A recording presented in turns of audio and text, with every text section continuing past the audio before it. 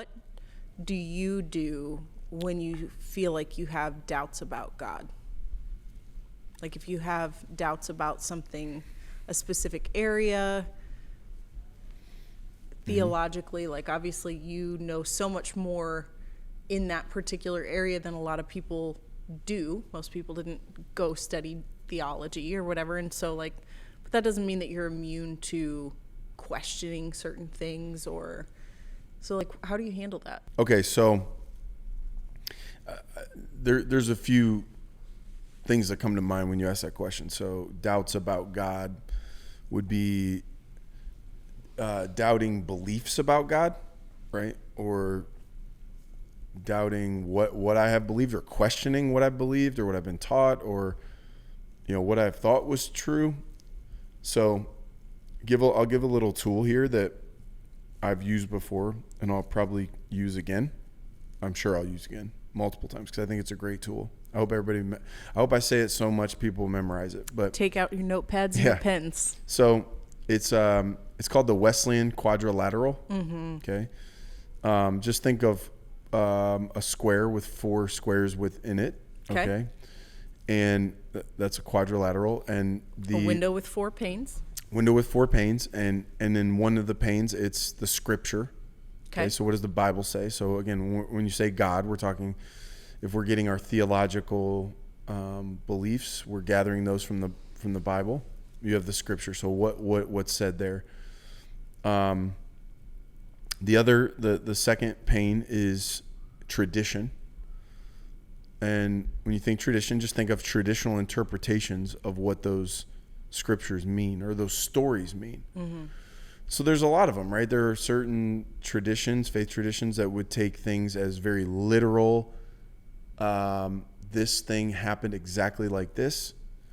And then others that would say, oh, no, that was an allegory, or that was a parable, or that was something else. It's a poem.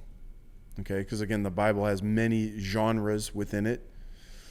And the more you can understand even those types of writings in that time, you can see how it might be something other than maybe what your tradition says. But again, a lot of people, we look at tradition. That's part of it. We don't want to just start from scratch. A lot of people have learned a lot and written a lot down. So there's that. So we have scripture, tradition, logic. All right. So what makes sense? And then the fourth is experience. So your life experience. So you read a scripture and someone interprets it for you, some preacher, some pastor, your parents, whatever, a teacher. They say, this is what this means. But then you have to go, does that logically make sense, what you're saying? And I understand that not every single belief about faith or the ethereal, metaphysical world is going to totally fit into our logical brains. But I think you also have to be careful. You don't just use, we just don't know these things, they're too big for us, as a default for just illogical thinking. For not thinking something through. Okay. So to your question, if I'm struggling in a belief about God, I'm probably dealing with one of those 4 things. Okay. Either I came across a scripture that the interpretation, once I started studying it a little deeper, a little better, I'm like, hey, that interpretation I've held or that I was handed, right? I don't know, man. Yeah. That may not be it. So there's that. There also is sometimes experience, that 4th one. I experience something that doesn't line up with my interpretation or my tradition or whatever it might be, right? So so in those areas, I kind of go back to that quadrilateral. I go back into the scripture. Is this what it was saying? I'm going to wrestle with it. And I kind of just see that as an opportunity to wrestle, to discuss. I'll approach people who I respect, whether it's people that have strong theological, biblical grasps, if it's something I'm going, like, my experience in this scripture don't line up, and try to reopen the case, so to speak. And because ultimately, again, when you ask the right questions and you ask, seek, and knock, that's how you get to a real belief. Right. Like not just what you declare is true, Right. or what you put on your wall is true, but believe what in you your heart is actually true. Yeah. really believe. Right. And so I think sometimes it is those doubts that causes us to go, hey, I had to reopen this. And then you find out I wasn't really as sure that I believe what I said I believe as I All said I along. believed it. You know what I Right. mean? I was a little bit Yeah. just kind of saying the line I was told to say or whatever. And sometimes life experience, I think, as painful as those can be, there's a beauty in that rupture of that belief. It causes like, whoa, wait a second. Because I hadn't thought that deeply about it. A lot of times when you see somebody who's dogmatic about something that they haven't experienced, you can tell like when they become very reductive or they become oversimplify something that's quite complex, you just kind of know they haven't walked through it. Because when you walk through it, a lot of times it forces you to go, wait a second, man. Right. And what you don't want to do is make all your beliefs contingent on your feelings or your experiences. Right. That's a mistake as well. But I think you But go it informs things. 100%. And often it's painful enough that you go, I got to really look into I got to go back to the drawing board here. I've got to go, is there other plausible beliefs around this type of thing? You know what I'm saying? Is that really what the scripture says? Is that what he meant? Is that what the author meant? And so I think it sends you into, at least it sends me, that was a question, is how do I handle it? That's what I do. Yeah. I go dig deeper and I bring in people who I trust and who I respect. Yeah.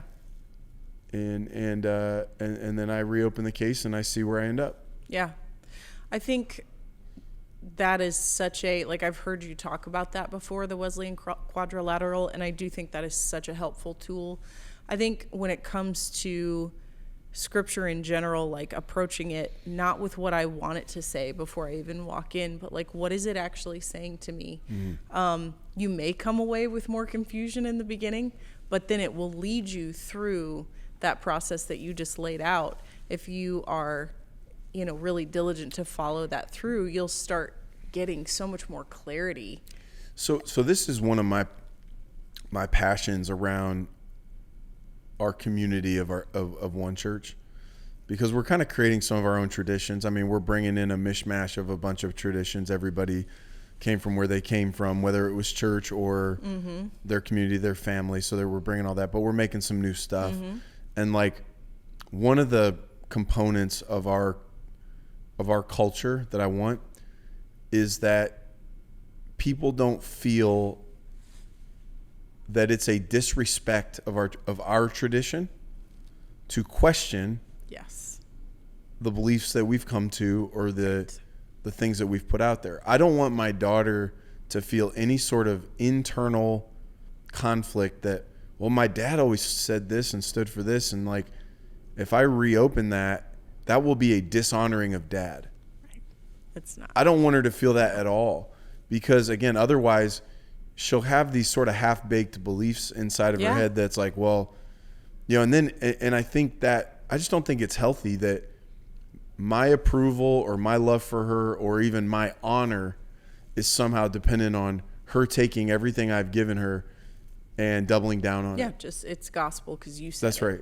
And we've been pretty intentional. And sometimes it's hard emotionally when your kid's questioning this or that, and you're like, to not go there, but like really trying to get her wheels turning. And if they're turning, trying to get them turning more. Yeah. I was going to say, there have been times that we've actually she's just declared that she, thinks something about something, and we've gone, well, why? Well, what is kind of your reasoning for that? And it's not because we're trying to get her to align with us. We're trying to encourage that critical thinking process and go all the way through. I want it to be part of our tradition that we hold tradition with respect, but fairly loosely. Yes. Because I think if not, that tradition can be an impediment to you maybe seeing what the scripture actually says, or for you being willing to deal with some of the cognitive dissonance that comes from my experience doesn't match up with what I was told, and I'm just going to put my head in the sand. Like I want our tradition to be not that we just mishandle and disrespect and dishonor, our forefathers and what people have done, but I hope that loyalty to our church or our traditions doesn't become an impediment to somebody maybe seeing something that maybe I didn't see. Right. Exactly. I think what you said about traditions is important, because traditions were put in place and became traditions because they served the people that instituted them, right? They're a tradition because it was something wonderful for you, for your family, for your community, whatever. Where it gets wonky is when we all just start being in service to the tradition.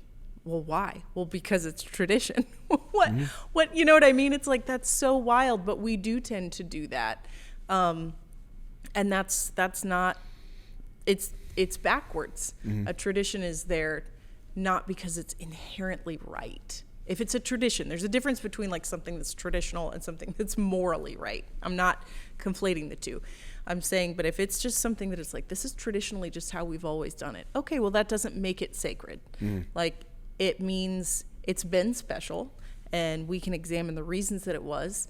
And if those reasons no longer apply, then the tradition is no longer necessary because it's not serving who it's supposed to be serving. Yep.